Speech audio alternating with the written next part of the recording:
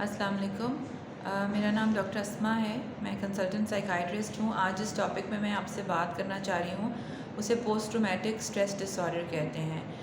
यानी बाद सदमा होने वाली ज़हनी बीमारियाँ, किसी बड़े सदमे के बाद जो ज़हनी बीमारियाँ होती हैं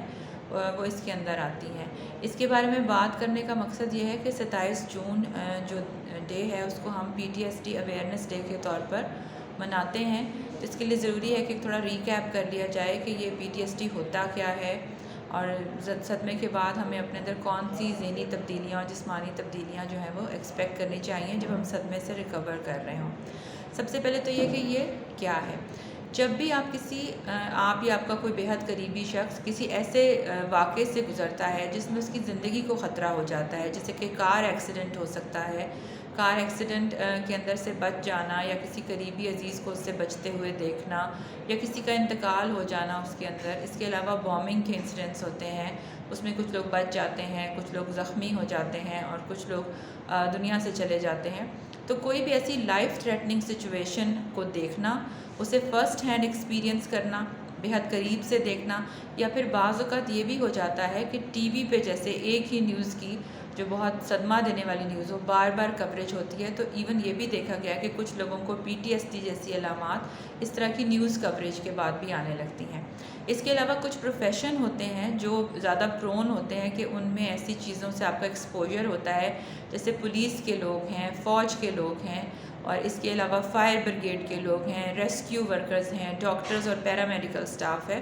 जो बाज़ औक़ात ऐसे ग्रूसम इवेंट्स उनकी नज़रों से गुज़रते हैं या वो ख़ुद इसका हिस्सा बन जाते हैं कि जिसमें आप ख़ुद या कोई आपके सामने लोग जो हैं वो ज़िंदगी और मौत की कशमकश में मुब्तला हों और उसमें बहुत से लोगों की जानें चली जाएँ, म्यूटिलेशंस हो जाएँ, हाथ पाँव का नुकसान हो जाए। तो ये सब चीज़ें जो हैं इंसान को ज़हनी तौर पर डिस्टर्ब कर देती हैं। बहुत अरसा बॉडी का एक नॉर्मल रिस्पॉन्स है, तकरीबन 6 हफ़्ते लग जाते हैं। जब भी आप इस तरह का कोई वाक़या देखते हैं तो उसमें से निकलने में आप उसके बारे में सोचते रहते हैं, परेशान होते हैं, बाज़ औक़ात उसके बारे में ख्वाब देखते हैं, बाज़ औक़ात अपने आप को उसी जगह पर महसूस करते हैं जैसे कि वही सारी यादाश्त में आपकी चीज़ें बिल्कुल फ़्रेश महसूस होती हैं। लेकिन जैसे जैसे वक्त गुज़रता है आप बेहतर होते जाते हैं। कहा जाता है कि PTSD के जो अलामात हैं ये फ़ौरन भी आ सकते हैं और जो है इसको 1 महीना भी लग सकता है और बाज़ औक़ात 6 माह भी लग जाते हैं। अच्छा, अब अलामात हैं क्या?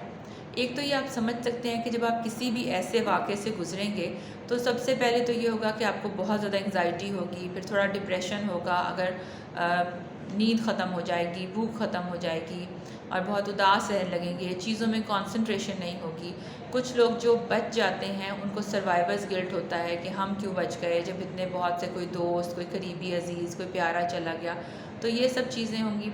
वक्त के साथ साथ ये चीज़ें बेहतर हो जाएंगी, लेकिन अगर ये सब अलामात बेहतर ना हों और एक 3 बड़े ग्रुप्स हैं PTSD के सिम्टम्स के, वो भी आपके अंदर ज़ाहिर होने लगे। इसमें सबसे पहले होते हैं फ्लैशबैक्स एंड नाइटमेयर्स, यानी किसी वक्त दिन में जागते हुए उसी चीज़ के फ्लैशबैक्स आने लगे और वो इतने रियल हों कि जैसे आप उस जगह पे मौजूद हों। इसी तरह जैसे बच्चों को ख़ास तौर पे, लेकिन बड़ों को भी नाइटमेयर्स आते हैं, यानी वही चीज़ें डरावने ख्वाब की तरह से दिखाई देती हैं आपको ख्वाब में और आप डर जाते हैं और आपकी नींद बहुत कच्ची हो जाती है और ऐसा मुस्तकिल हो रहा होता है, यानी इसमें वक्त गुजरने के साथ साथ इम्प्रूवमेंट नहीं आ रही होती। अब दूसरी चीज़ क्या इसमें होती है कि आपको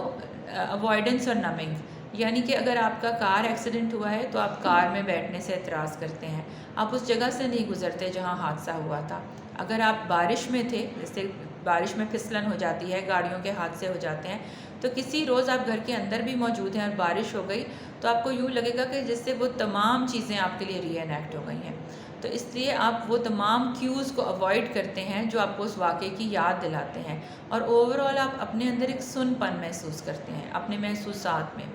तीसरा इसमें जो होता है वो बात ये होती है कि you are on guard at all times. किसी ने पीछे से आवाज़ दे दी, आप घबरा कर पीछे देखेंगे और हर वक्त एक चौकन्ना रहने की कैफियत होती है। अब समझने की बात यह है कि इंसान के प्रोटेक्टिव रिफ्लेक्सेस हैं जो कि इंसान के साथ शुरू से हैं, यानी जब भी आप किसी ख़तरे में होते हैं आपका जहन उस ख़तरे को बार बार आपको याद कराता रहता है ताकि आप आइंदा उस ख़तरे से अपने आप को बचाएं। آپ کی ذہن کو پروٹیکٹ کرنے کے لیے ایک اوائڈنس یا نمنگ یا سن پن کی کیفیت آپ پہ طاری کر دیتا ہے، تاکہ جب آپ اس خطرے کو دہرا رہے ہوں تو آپ کا ذہن اور جسم اس کے برے جو واقعات کے اثرات ہیں ان سے محفوظ رہے۔ تیسری بات یہ ہے کہ آن گارڈ رکھتا ہے آپ کو آل دا ٹائم، تاکہ آپ دوبارہ اس خطرے والی کیفیت میں نہ چلے جائیں۔ تو یہ ہمارے پریمیٹیو جو ہیں وہ بچاؤ کے طریقے ہیں، لیکن ہوتا یہ ہے کہ پی ٹی ایس ڈی جیسے سخت واقعے کی وجہ سے یہ پریمیٹیو بچاؤ کے جو طریقے ہیں یہ چلتے چلے جا رہے ہیں، یعنی اپنی افادیت کھو چکے ہیں، لیکن آپ کا ذہن اور جسم اس کیفیت سے نکلنے کو تیار نہیں۔ آپ کے خود کے کام، آپ کے جو رویے ہیں، آپ کے جو کام کاج کے طریقے ہیں، لوگوں سے برتاؤ ہے، گھر سے باہر نکلنا ہے، وہ سب متاثر ہونا شروع ہو گیا ہے، جس کو ہم کہتے ہیں نفسیات کی زبان میں کہ آپ کی فنکشنالٹی متاثر ہو رہی ہے، آپ اپنی زندگی کی طرف واپس نہیں لوٹ رہے ہیں۔ اچھا، اب ہونا اس میں کیا ہے کہ آپ جو اس کی وجوہات بتائی گئی ہیں نفسیاتی طور پہ وہ یہ ہیں کہ سائیکولوجیکلی تو میں نے آپ کو بتایا کہ جسم جو ہے وہ اپنے آپ کو اور ذہن جو ہے وہ خطرے کے لیے تیار پوزیشن میں رہتا ہے۔ کچھ ہارمونز کا اس میں رول ہے، جس میں ایڈرینلین اور نور ایڈرینلین ہے، یہ ہمارے وہی ہارمونز ہیں جو خطرہ کے وقت ہماری باڈی میں ہوتے ہیں ریلیز، اور یہ مستقل ریلیز ہوئے چلے جا رہے ہیں۔ تو نہ آپ کو سکون سے سونے دے رہے ہیں، نہ کہیں بیٹھنے دے رہے ہیں، آپ کانسٹنٹلی ایج پہ ہیں، کیونکہ آپ کی باڈی یہ سمجھ رہی ہے کہ خطرہ یا تو آنے والا ہے یا آپ ابھی بھی خطرے کا شکار ہیں۔ تیسری جو اس کی وجوہات میں چیز ہے وہ ہے ہمارا جو میموریز کا سینٹر ہوتا ہے، یعنی ہماری یادداشتیں جو ہیں پرانی ہو کر ہپوکیمپس برین کا ایک علاقہ ہے، ایک حصہ ہے، اس میں سٹور ہو جاتی ہیں۔ لیکن جب شدید خطرہ ہو، ایڈرینلین اور نور ایڈرینلین کا لیول زیادہ ہوا ہو، تو ہپوکیمپس اپنا کام نہیں کر پاتا۔ ایسی طرح جیسے زیادہ دباؤ کی وجہ سے گھر کا فیوز اڑ جاتا ہے، تو اب وہ جو آپ کی میموریز میں چلی جانی چاہیے، جو یادداشت کا حصہ بن جانی چاہیے، وہ آپ کے برین کے فرنٹ میں ہی رہتی ہے، یعنی آپ کی وہ میموری پروسیس ہی نہیں ہوتی کہ وہ پچھلی بات بن جائے، آپ اس کو بھولنے کی کوشش کریں یا اس کو سٹور کر دیں۔ تو اس لیے لیکن ان سب باتوں سے یہ اندازہ ہوتا ہے کہ نفسیات کے علاج سے اور اپنے آپ کو جو ریلیکسیشن ایکسرسائزز میں مصروف کرنے سے اور پراپر گائیڈنس لینے سے، یہ تمام چیزیں، یہ کوئی ایسی چیز نہیں ہے جس کا علاج ممکن نہ ہو سکے۔ تو وجوہات جاننے سے ہم اس نتیجے پہ پہنچے ہیں کہ علاج کے لیے بہت سارے آپشنز یقیناً اویلیبل ہیں۔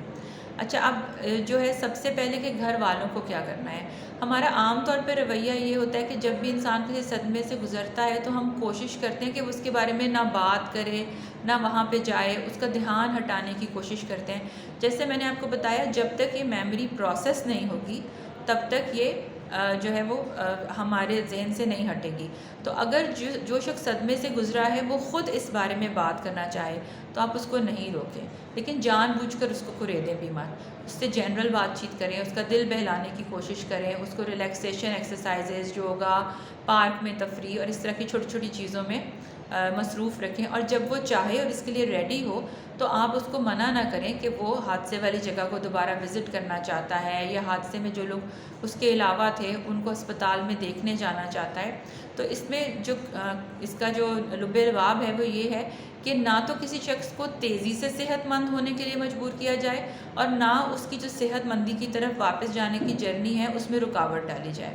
جتنا وہ آپ کے ساتھ شیئر کرنے کے لیے تیار ہے آپ اس کو سپورٹ کریں، اور اتنا آپ اس کے ساتھ شیئر کرنے میں مدد کریں۔ جو اس کے لیے گائیڈ لائنز ہیں وہ یہ ہیں کہ جو نفسیات کا علاج ہے، جو ٹراما فوکسڈ تھیراپیز ہیں، نفسیات کی بات چیت کی تھیراپیز، وہ اس کا فرسٹ لائن آف ٹریٹمنٹ ہے، یعنی آپ کو سب سے پہلے ان کو موقع دینا چاہیے۔ اور پھر بھی ایسا ہو کہ کوئی شخص بہت ڈپریس ہے، بہت اینکشس ہے، سو نہیں پا رہا ہے، یا اس کو اپنے آپ کی زندگی کو ختم کرنے کے خیالات آ رہے ہیں، تو پھر آپ اس کو موقع دیں کہ اس کو ادویات کا استعمال، جو اس کو اینٹی ڈپریسنٹس ہیں، اینٹی انگزائٹی میڈیکیشنس ہیں، کیونکہ وہ جو اس کی ہائپر اراؤزل ہے، جو اس کے جسم کے اندر ایک دم کپ کپی، نیند نہ آنا، گھبراہٹ ہونا، بھوک نہ لگنا، وہ چیزیں کنٹرول میں آئیں گی تبھی وہ بات چیت کا علاج بہتر کر سکے گا۔ اور ثابت بھی یہی ہوا ہے ریسرچ سے کہ دونوں علاج اگر ساتھ ساتھ چلیں تو جلدی جو ہے وہ آرام آ جاتا ہے۔ اچھا، آج کل کے سینیریو میں یہ بات کرنا بھی ضروری ہے کہ complex P T S D کیا ہوتی ہے۔ وہ لوگ جو کسی ایسے وار زون میں رہتے ہیں یا ایسی جگہوں پہ رہتے ہیں جہاں ان کے مشکلات اور مصائب حل ہی نہیں ہو رہے، سنگل ایکسیڈنٹ کی بات نہیں ہے بلکہ ان کی زندگی میں روز ایک نیا حادثہ ہے، ایسے خاص طور پہ جہاں بچے ہیں،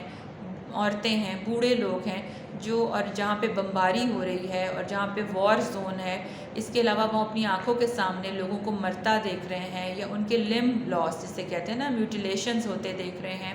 اور یہ کہ وہاں سے ان کے پاس فرار کا کوئی راستہ نہیں ہے۔ سوشو اکنامک جو چیزوں کی اویلیبلٹی ہے، بھوک پیاس اور ادویات کا نہ ہونا، وہ بھی کنٹینیوس رہتی ہیں۔ ان سب باتوں سے آپ سمجھ سکتے ہیں کہ اس وقت PTSD کے بارے میں بات کرنا کتنا اہم ہے، کہ یہاں پر اس طرح کے وار زونز موجود ہیں دنیا میں اس وقت، جہاں پہ بچے، بوڑھے، عورتیں اور جوان مستقل ان سب چیزوں کا شکار ہیں، اور باہر کی دنیا سے ان کی مدد نہ ہونے کے برابر ہے۔ اس چیز کی اویئرنیس ہونا، اور ان لوگوں کے لیے اس چیز کے لیے ایڈوکیسی کرنا کہ ان کو جہاں پہ ان کے لیے بھوک پیاس کے لیے ان کے انتظام کیا جائے، ان کے لیے دوسری بیماریوں کا انتظام کیا جائے، وہاں پہ ان کا نفسیاتی علاج معالجہ اور نفسیاتی مدد جو ہے وہ فراہم کرنا کس قدر ضروری ہے، اور یہ کس قدر ضروری ہے کہ ان حالات کو بہتر بنایا جائے، اس کے لیے ایڈوکیسی کی جائے، اور یہ بھی کیا جائے کہ جو ہے وہ ہر فورم پہ آواز اٹھائی جائے، تاکہ ان کی یہ جو وار میں رہنے کی مستقل جو کیفیت ہے، اس کے لیے عالم جو دنیا کے طور پہ ہم تمام اقوام جو ہیں وہ کوشش کریں کہ ان کے خطے کو امن فراہم کیا جائے، تاکہ وہاں سے تمام لوگ جو ہیں وہ نفسیاتی مریض نہ بن جائیں۔ شکریہ۔